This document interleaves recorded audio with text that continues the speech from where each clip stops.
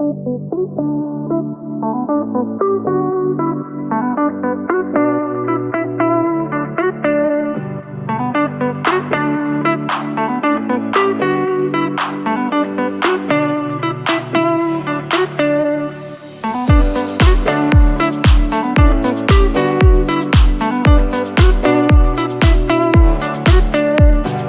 back to the XandO Sports Show. I'm your host, Ricky G. Stanley, and tonight we got a special guest, Jasmin Spain. Jasmin, can you tell the world a little bit about you? Yeah. Thanks, Rick, for having the opportunity to be on the show, man. It's been a long time coming, but finally we're able to align some things. Man, I'm Jasmin Spain. Founder, Chief Visionary Officer of the M.A.I.N initiative, which stands for Males Addressing Issues and Needs, and the founder and president of You Good Bro Incorporated, which is a nonprofit entity that focuses on, it's a solution-focused nonprofit entity on, improving the lives of Black men and Black boys, creating a safe space for Black men to be able to, kind of share their innermost thoughts and feelings about life, relationships, finances, their mental health, etc. So being able to create a space of just sheer transparency and vulnerability, and with amongst like-minded brothers like yourself, Rick, who's been a faithful You Good Bro certified member in participating. So just being able to liberate brothers from across the globe, man. So we operate from that hashtag mental health movement. And if you read between the lines, it reads Men Heal Men. And so for those of you all who would like to be a part of You Good Bro, to kind of participate in any of the convenings, we get together on first and third Saturday morning from 9 to 11. We're looking to go back to face-to-face sometime soon, where one of the sessions during the month will be face-to-face here in Greenville, North Carolina, but we'll also offer an option for brothers to participate in the virtual world as well. So aside from that, man, I was also working in higher education as the Assistant Vice President of Student Support at Pitt Community College here in Greenville, North Carolina. But outside that, I'm an avid basketball lover, always have been. Love sports, but basketball is at the top. It's at the top of them all. I'm a member of Alpha Phi Alpha Fraternity Incorporated, initiated November 10th, 2001 at North Carolina Wesleyan College through the outrageous Omicron Beta chapter. I heard that was a great chapter too. I heard it was a great chapter. Most definitely. You know all about that. But aside from that, man, that's just a little bit about my professional world and a little bit about my interests.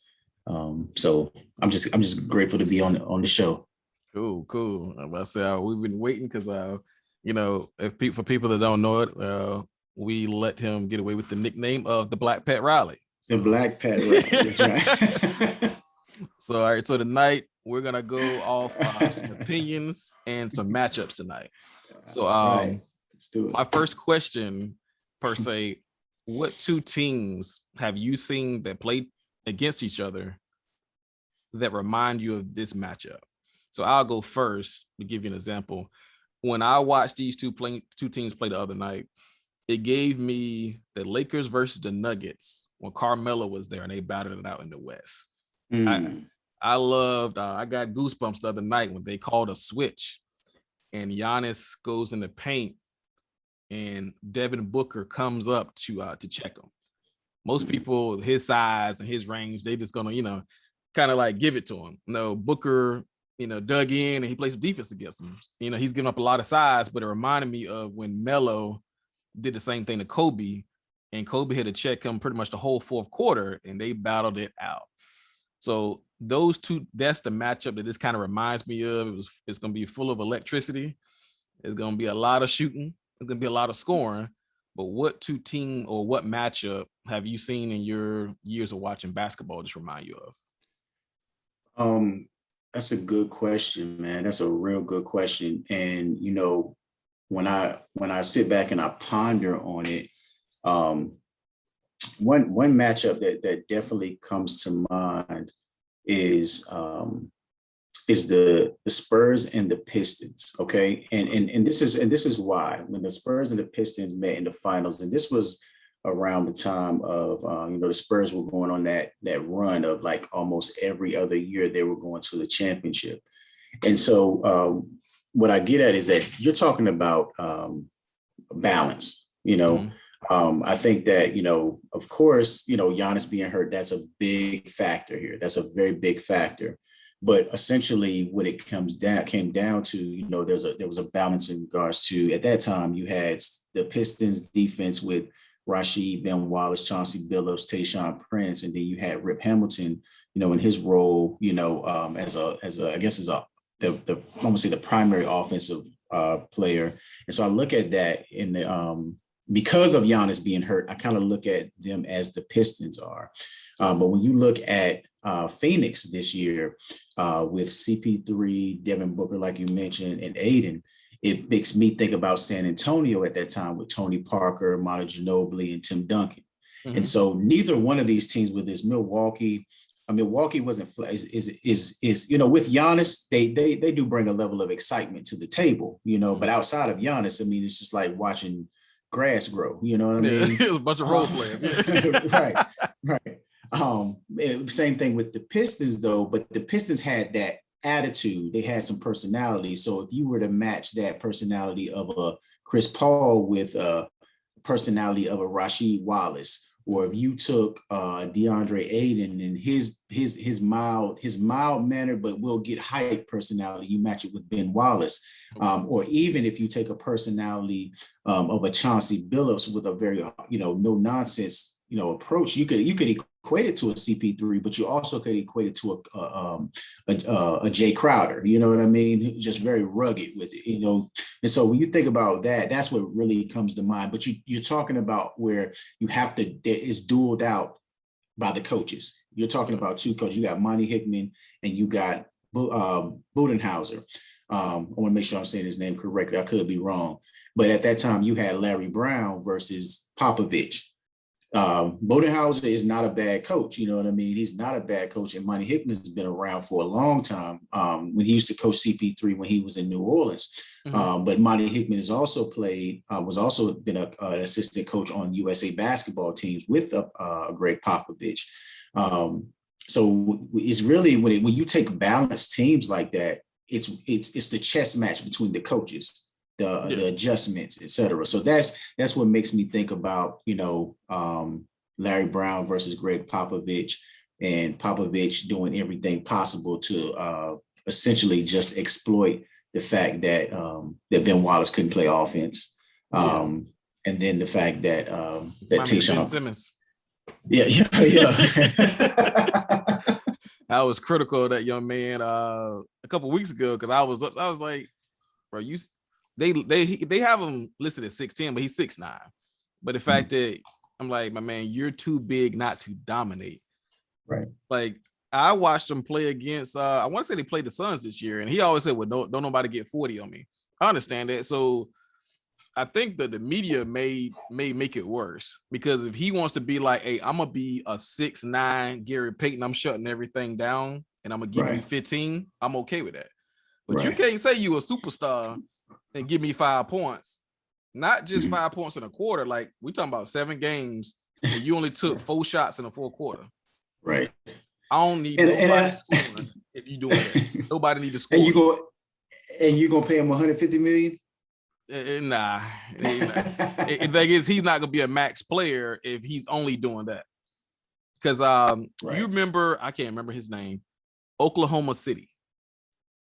They had, this is when they had Westbrook, they had Adams, they had Durant, they had Perkins, and their small forward could not hit free throws, and he only played defense. They exploited him, and they didn't solely lose off of him, but he didn't help because he didn't really score like that. He only played defense. He was terrible at free throws. So crunch time, now you got to take him out. So I was like, you are a liability at 6'9", unless you like. If I'm his coach, and I know Doc ain't that type of coach, I'm like, hey, if you can only give me 14 a night, that's cool. I need you to pick him up at 94 feet all night long. Put the pressure on him. CP3, no, if it's CP3, he shouldn't get around Ben Simmons. They better call a switch. So, like I said, with his range, he can lock down anybody with his athletic ability. So Ben Simmons, and I saw him at the tennis game the other day. I'm looking like, boy, you ain't helping yourself at all. No. He might have went to the gym before that, but right. we ain't see no footage. So right. But so I got this wrote down, and the biggest thing in these games are matchups. Yeah. So this is how I look at this game. The team that has the biggest mismatches when it comes to this game, Giannis and his guys have the advantage. They're long, they're rangy. 2 out of 3 of their guys can guard all 5 positions. Right. So I'm like, okay, great. Now, CP3, world-class great. He's going to be a first ballot Hall of Famer. Indeed. But this is me and Drew Holiday. I hope you watching. If you watching, you need to take advantage of that. CP3 is 6 foot. That's what they say. He listed at 6 foot 185. Drew is 6'3", 200. I need you to go after him all night long. Right. Chris Middleton, you are number 2. Giannis, he's an X factor, but Chris Middleton is what, 6'6"? Yeah, about 6'6", 6'7". Yeah, around that time. I need him to serve that barbecue chicken up on Devin Booker. Devin Booker is an elite scorer. Ain't nobody really gonna stop him. He get hot. Right. But if you ever watch good players, they lose that bounce in that step if you got to play both sides of that ball. You got to play offense and defense. Look at Steph. When the full quarter, when he got wore out against certain teams, jump shot won't fall him. That's why Klay Thompson comes in handy, because he can play the number 1 on defense and still get you about 30. And Steph, he'll carry the load on offense. So like I said, Chris Middleton, I need you to take care of that matchup against Devin Booker. Giannis, I ain't trying to be funny. Jay Crowder ain't good enough to check you. No, he's not. I like Jay Crowder. He brings a lot of tenacity. He reminds me of a little bit bigger Ben Wallace, but he can shoot better. So I like to say he can play some defense, but he should be able to handle him down low. And if Giannis get 4 charging fouls during this series because he running him over, I promise you, Jay Crowder gonna be black and blue, and it's gonna take some steam out of him. Right. What's my man? The young boy from the Suns, big man. Aiden. DeAndre Aiden. I think Aiden is gonna be the next promising player as a big man. But Brook Lopez, you are a veteran. You know he gonna battle down there. So you bring him up out from there, and you take him to the 3-point line.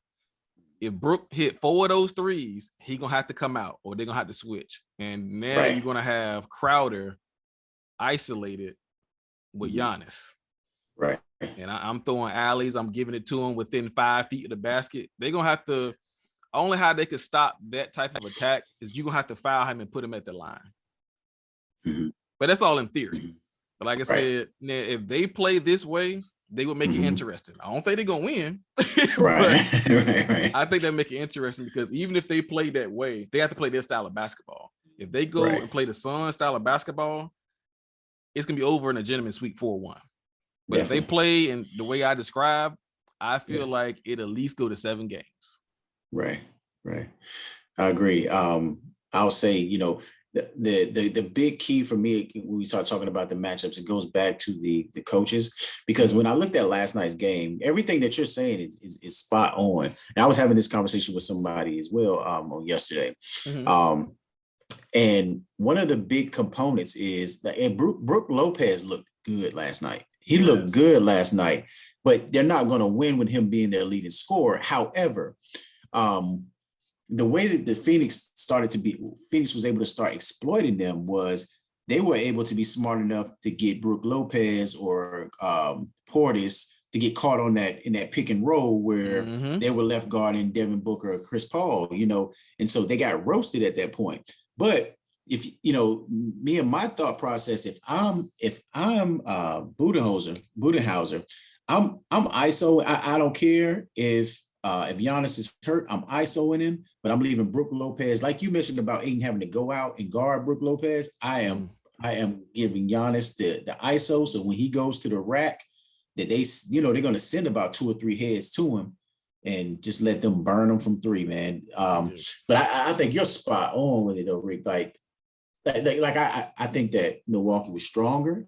Mm-hmm. I think Milwaukee, with the exception of Chris Paul, Milwaukee was smarter, but I think when it came down to coaching, that's where the big issues happened. That was where things fell off, man. And I really think that, even from the tip, that alley-oop that they threw to Giannis, even though he missed, he got fouled. I Yeah. believe that really would have set the tone and set things off on a whole different, on a whole different level last night. Because I was telling people, I didn't really think the Bucks would have made it past the Nets. I didn't think so.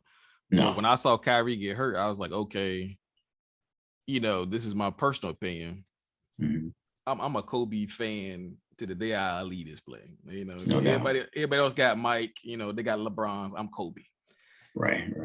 But outside of Kobe, you saying that you the best player on the planet, ain't no doubt in my mind. Could Kobe get us a series? Yes, he could. Kevin Durant supposed to have got that series by himself. Right. And matter of fact, I did it on one of my videos, and I said he gonna need 50, 15, and 12. Mm-hmm. He got it, but only for one game. One game, right? And I'm just like, you can't do that. James Harden, he already liable on defense, and he's hurt. Kyrie is out. You gonna have to do it. You're the best player on the planet, right? Because when LeBron was listed as the best player on the planet, even though he got smoked against Golden State, he got you one game by himself against those All-Stars. Right. I want to say that was the game. Matter of fact, no, he lost the game. I'm sorry. He had 50, 15, and 4 or something like that. He had a triple-double that night, and that was when he gave it to J.R. Smith, and J.R. blew it. Right. But if you look at the way his body language was, like, he gave it everything he had because he was like, I have to jump on them first. And LeBron played it correctly. It's just J.R. Smith blew it. They got smoked after that. But Kevin Durant, I needed 2 games from him like that. And this series would be different because I feel like the Nets would have matched up way different. And I think they could have beat the Suns if they were healthy. Right. But like I said, Drew, he's gonna have to go in on the old man. Chris Paul, I like him. But if you got somebody 6'3", 205 going at you all night, because you can't move Devin Booker to him. Now, what they can do is they can switch the young boy out of Villanova on him if he get out of hand. But then you still gonna have a mismatch. So that means I feel like whoever is being guarded by Chris Paul needs to get downhill on him. And remember, and Milwaukee has PJ Tucker. Yeah. To play D. You know what I mean?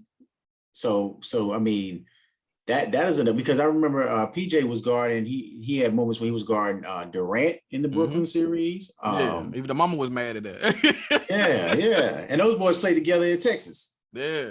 And I feel like PJ Tucker should be able, he ain't got to stop, but he can at least slow down Devin Booker. And that means the friends and the others are gonna have to come to aid.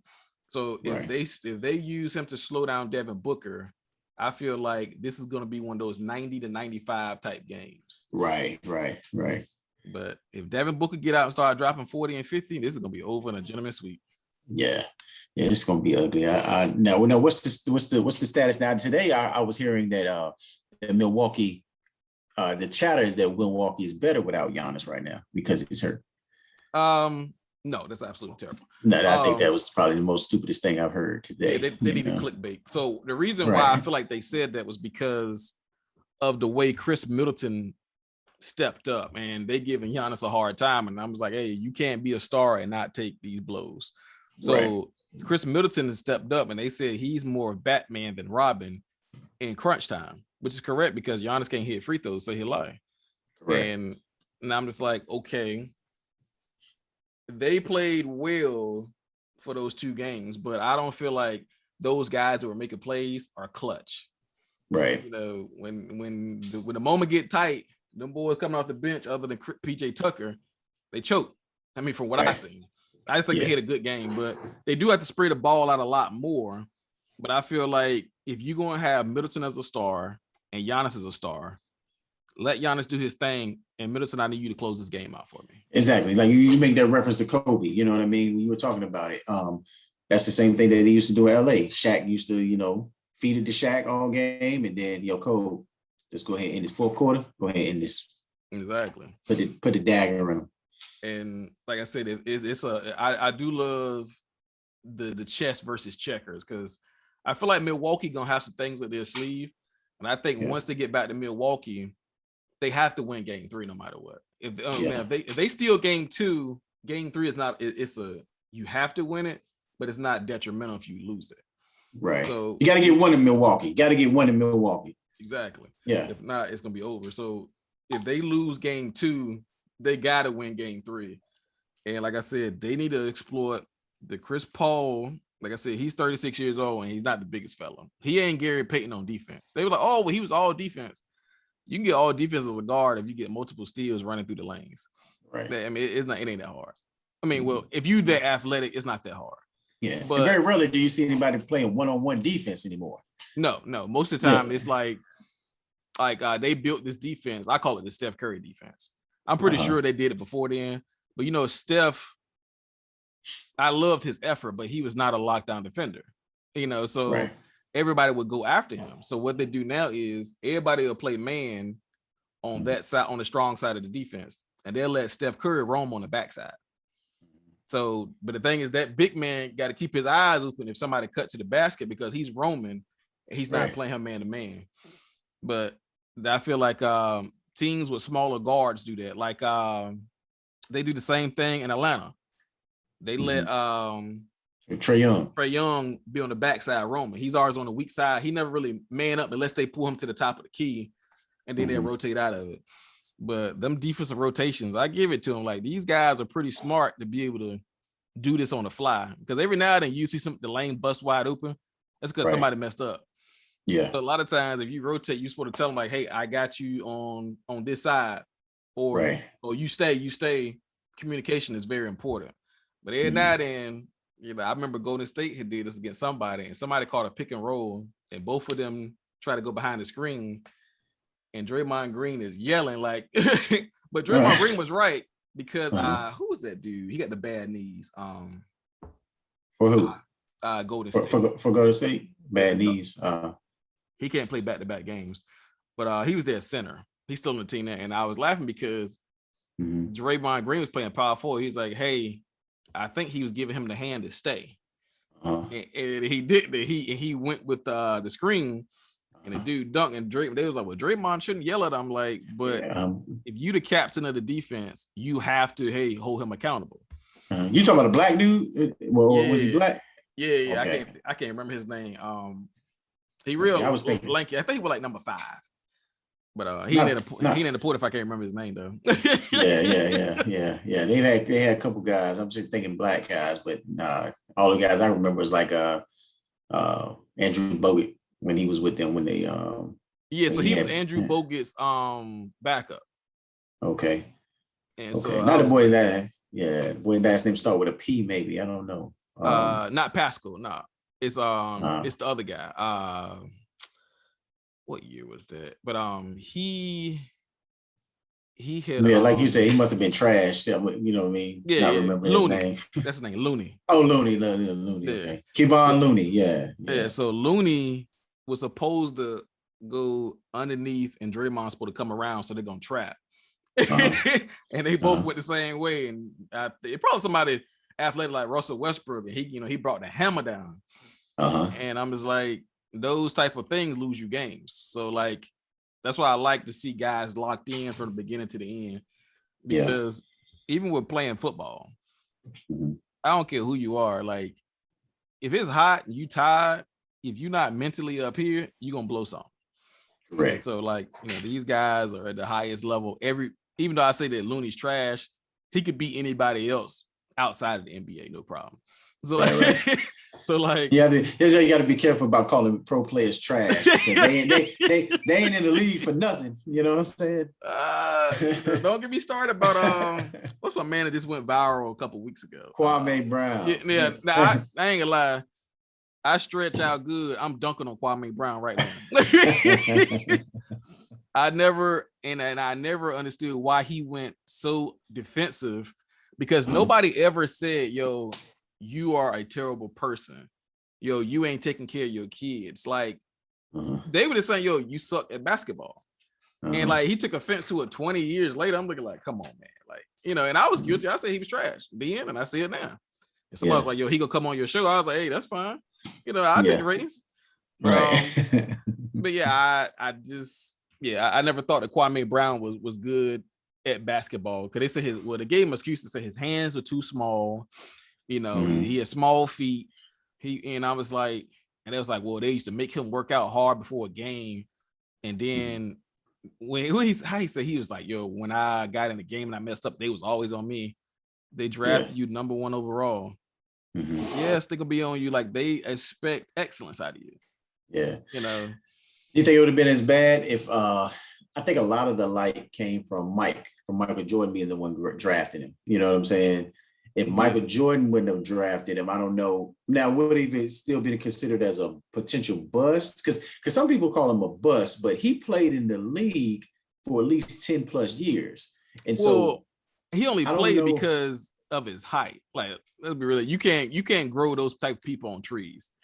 So I when I publish this video, you'll see in one of the links of when I spoke of Kwame Brown, and I pulled up his stat line, and his best was like 10 points and 7 rebounds. You 7 feet, brother. Like 7 feet. Man, I'm 7 feet. I might not get you 10, but I can at least get you, I know for a fact I'm 7 feet, and ain't nobody really messing with me down there. I'm getting 20 rebounds. That's what my job is. I'm Dennis Rodman. And I think it had a lot to do with this more than his physical abilities. Definitely. I think that like his beginning of his career messed his confidence and his heart up, man. Yeah. And to defend him to a certain degree, it didn't help. He went from Mike being on his back to now you playing with Kobe. Bless his heart. Oh yeah. It's a wrap. He got 2 rough patches right there. Right. I mean, that's because Kobe came out and they was like, yo, why you so cold to your comrades? And he was like, yo, they don't want it as bad as I do. He said they come in the gym 5 minutes before practice. He said, I'm here 2 hours every day before practice working on my craft. They don't want it as bad as I do, so that's why I treat them the way I do. Yeah. And I was like, I wouldn't accept that from Kobe if he never won a ring. I'm like, hey, you just an a-hole. Yeah. Speaking of that, if you guys get a chance, be sure to go check out this book. So someone by the name of Andrew Bernstein, he pretty much took photos of him throughout the last couple of years of his career. And I want to say Phil Jackson is kind of like the narrator of that book. So that's pretty racist good. Phil Jackson, the racist Phil Jackson, as Scottie Pippen would say, the racist Phil Jackson. People were telling me about the Scottie Pippen thing. I'm not gonna lie, I ain't even give it no 2 thoughts to even click on it. Yeah, Scottie trying to sell his book too. yeah, like Scottie, first of all, I can't take Scottie serious. And I know some people are like, well, everybody different with money. My brother, if you are worth $50 million, you should not be using coupons. No. So I can't take you serious, brother. Like you're like, well, he frugal. No, you worth 50 million. Come on, man. Right. Like you buy, what was it? The show The Game. Remember Jason Pitts was still using coupons and buying meat that expired the next day. That reminded me of Scottie Pippen. Got it. So all right, we're gonna shoot from the hip from this one. And I'm gonna ask you, all right, no matter which era, because they both coached for a while, who you taking, Pop or Phil Jackson? Oh, damn, that's a good one. Do I get to know who's on the roster? No. You're going off of their career of coaching. So like you can pick any part of when they were at their top, but well, I tell you what I'll do is I'll go first. So I went with the legendary Phil Jackson. So the reason why I went with Phil, like I said, it's splitting hairs because both these guys are great. I didn't count rings. I counted, what does he do best? And what is it that he did different? And how did I perceive it? So I went with Phil Jackson with the edge solely because he had to deal with egos. He had to deal with divas. And he found a way to make all that work. I've seen a lot of coaches have a lot of talent and blow it. So, like I said, with Phil, he had Mike, he had Dennis Rodman leaving, going to Las Vegas. He needed a break. You got Scottie Pippen mad because you gave the ball to Tony Kukoc and he didn't want to play no more. Like he had all that to worry about. Then you got Mike beating up his players, and he had to go and you had to deal with Shaq and Kobe. Now, Shaq and Right. Kobe had problems amongst each other, but never on the court. But Right. you hear them, that was like, hey, he went to Kobe and was like, hey, Kobe, I understand, you giving us 35 a night, but we trying to work the big boy in again. I'm gonna need you to pull it back just a little bit to let him, feed the big man a little bit. And Kobe was like, no, man, make him get some rebounds. Like, so you have to coach these stars and get them to mesh. And so the fact that he was able to make that work the majority of the time, I gave it to him, because most people are like, well, he had better talent. You can have a lot of talent, but a lot of times when you're great, it's a lot of egos there. So I'm like, yo, I'm the best ever. Ain't nobody better than me. You have to deal with those type of things. So, like I said, I gave Phil the edge just because of the malarkey he had to deal with. Right. And I would agree with you. Just, just the mental aspect of being able to make all of it come together in regards to the egos that you mentioned, the limelight, because you're talking about also Chicago and LA, big markets, big media attention versus San Antonio, small market, not much attention, a lot of focus on structure. San Antonio wasn't exciting to watch, so it wasn't really that much attention, except for the fact that they were winning. You know what I mean? They were winning. It was kind of like we got used to them winning so much, it was kind of boring. Because you knew that Tim was going to get down on the block, left, right. If you go left, he's going to go with the left hook. If you can go right, he can go to the cup. If you take both away, he's going to step back on you. If you foul him, he's going to hit both his free throws. Right. Like he did everything so perfect. It kind of reminded me of the Utah Jazz and John Stockton were there. They were like sewing machines. They ran everything great, but they weren't really flashy because they did the same thing and very well. I remember Gary Payton said, hey, the hardest person I ever hit a guard was John Stockton, not Michael Jordan. He said, Michael Jordan gonna listen to me and I can get into Mike. He said, John Stockton gonna cut off that pick just enough so that I can't even put a hand on him. And he said, if I foul him, he gonna hit both his free throws. He said, before I know it, he got 25 and 10 on me on a quiet night. Right. So like that's kind of remind me how the Spurs was. But go back to your point now. No, I agree. And see, even with the Spurs were born. When I was making reference to the Detroit San Antonio series, that was the most. I want to make sure I say it right. The least viewed NBA Finals in history, because neither one of those teams had any superstars or folks that you just really had to tune in. I was telling someone yesterday, I said, if Giannis doesn't play in the finals, don't be shocked that the ratings for the finals go down. You know what I mean? Because people want to see superstars. So going back to what you're asking about between Phil and Pop, I agree that Phil was better because he had to deal with those egos, but Phil also had his own stuff going on, his own personal life with, dealing with Jeannie, everything that happened with Jerry Krause and his departure from Chicago, taking some time off, going to LA, and then him, and he was the master of mind games. You know what I mean? The way that he would play Kobe against Shaq and Shaq against Kobe. But it also, and it also, remember this though, he also had in the last where he could have, what do you call it?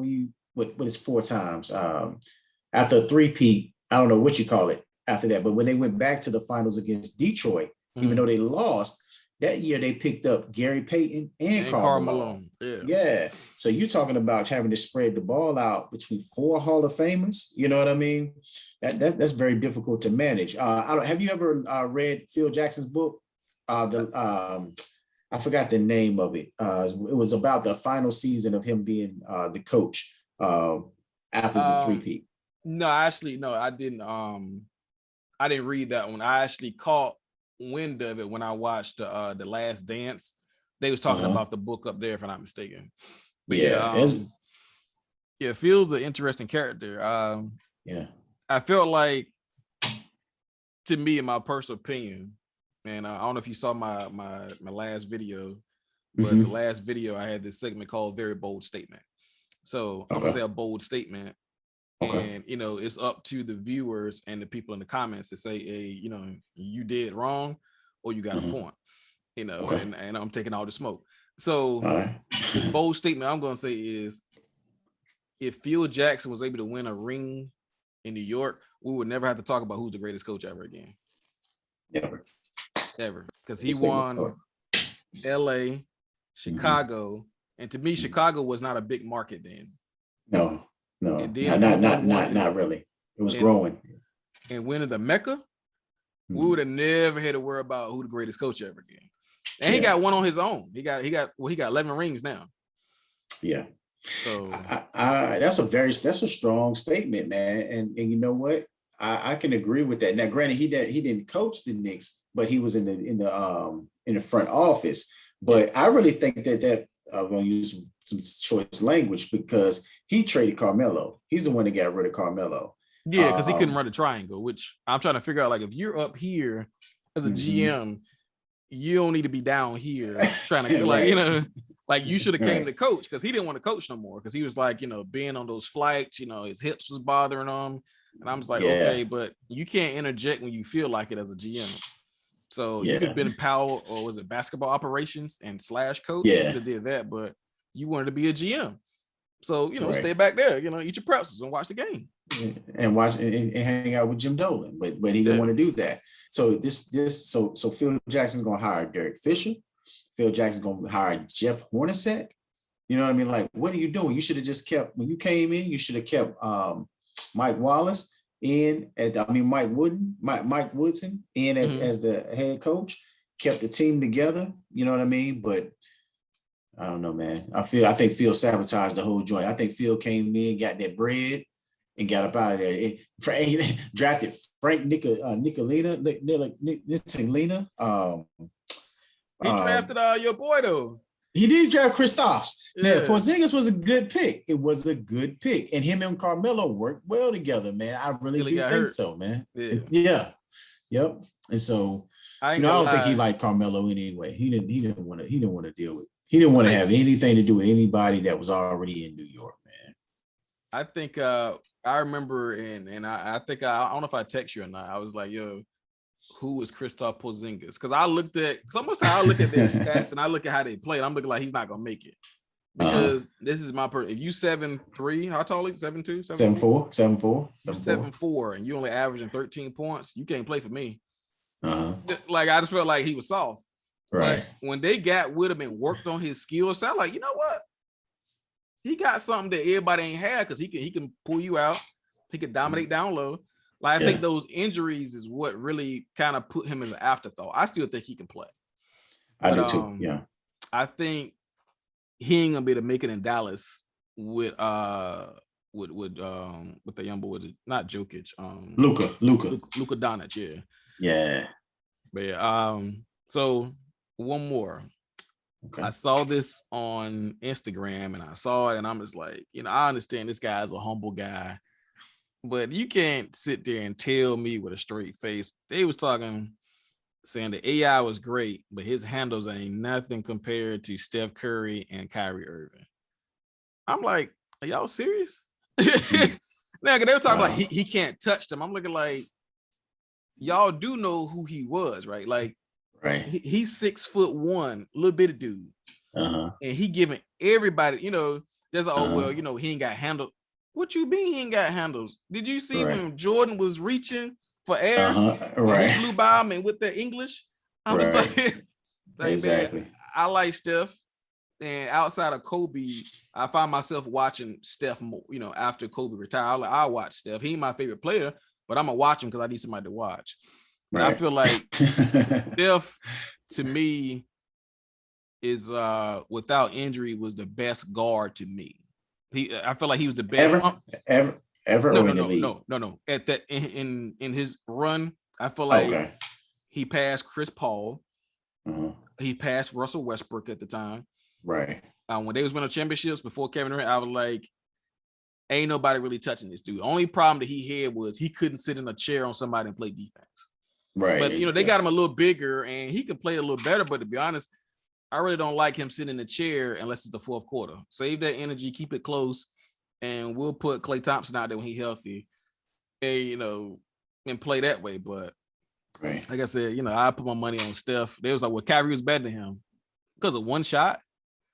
Yeah. Kyrie dropped that rainmaker on him, and they won the title. They did. Yeah. But they was like, well, Kevin Durant helped them win the other two. But let's be realistic. That same Golden State team without Kevin Durant won 73 games. Correct. That's so, and I'm pretty sure who was leading the helm? Stephen Curry. Steph Curry. Matter of fact, Stephen ain't his real name. I think his real name is Waldo. Oh, what's it, Waldo? I didn't even know that. Yeah, it's like Walton, no Waldo or something like that. Because I was laughing because somebody that follows Steph, he's a comedian. Wardell, that's his real name. Yeah, Wardell is his real name.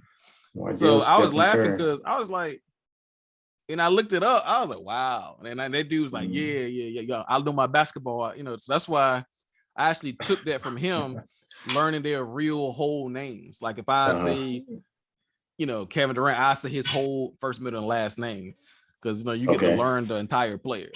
But okay, no doubt. But like I said, in the 2000s, I don't feel like there was a nobody handles that was really messing with AI.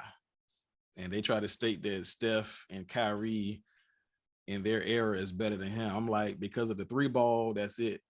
But AI put the team on his back with Eric Snow and what was it? Dikembe Mutombo, yeah, Aaron McKee and Theo Ratcliffe, and and Tyrone he had Hill. And people forget who sat in the chair on AI. Kobe. Yeah. And Kobe was like, thank God he ain't 6'5". Like, Kobe was like, hey, I D'd him up, but he gave me problems.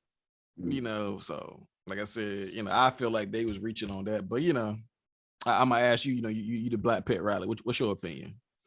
When you break it down about handles, you have to think about, are we talking about just being able to dribble the basketball? Or are we talking about being able to dribble through traffic against a defense? Are we talking about, being able to create your own shot with your handles? You know what I mean? So it kind of varies with the question.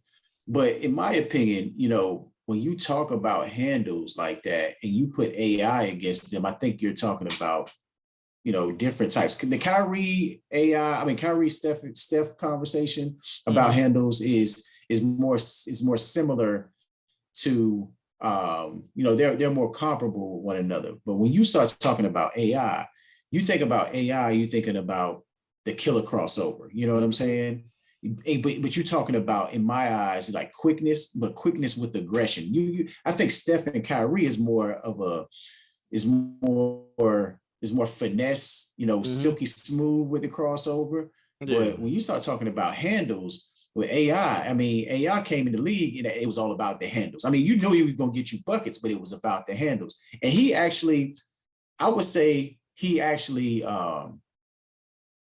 planted. I'll say what he did was he took what Tim Hardaway used to do with the basic crossover. A crossover is just generally dribbling from one hand to the next, crossing the ball over. Tim Hardaway would come down and do the crossover through the legs one way and then cross it back over in front. But it was all about how fast you could do it, but how could you shift your body to make an opponent go one way and then go the other. So what AI did was AI took the aggression with his, though, because he crossed over hard. He crossed over hard, you know what I mean? So that he kind of laid the foundation with the whole the hesitation and all that. But I'm gonna tell you who I would like to enter into the conversation when we start talking about handles, especially within the 2000s, is White Chocolate. White Chocolate has some serious handles, you know what I mean? Yo, when he came and hit with the elbow pass. Yeah. That was crazy, man. I was like, it's over. Like, man, that dude, was it Jason Williams? Jason Williams. Yeah, Jason Williams. Yeah. Boy, you talking about a bad dude. Like, I watched his I don't know if it's on my Instagram or not for XandOSports, but I watched like the top 10 moments he had. Man, he came through with a Euro and fake behind the back and laid it up, and the defender went the opposite way. I'm like, I felt like Jason was like, I'm out here I'm gonna embarrass somebody tonight. Exactly. But the thing is, like, you kind of looking, oh, white guy, okay, but Yeah.